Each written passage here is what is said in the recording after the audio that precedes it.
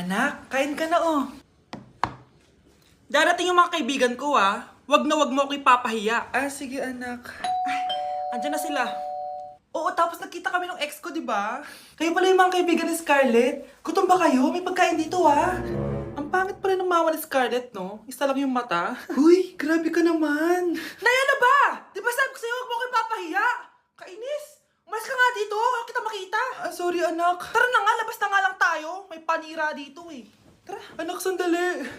Anak, Scarlett, graduation mo pala bukas? O tapos? Ah, si nanay ba yung aakyat sa stage? Ay hindi! Si tita na lang isasama ko. Papahiya mo lang ako eh. Buti pa si tita, kompleto yung mata. O sige, proud ako sa'yo anak ha. Kainis, bakit kasi isa lang yung mata mo? Balang araw anak, malalaman mo rin kung bakit. Diyan ka na nga, marami pa akong gagawin. Ano bang ginagawa natin sa hospital tita? Sumama ka na lang Scarlett, may kailangan ka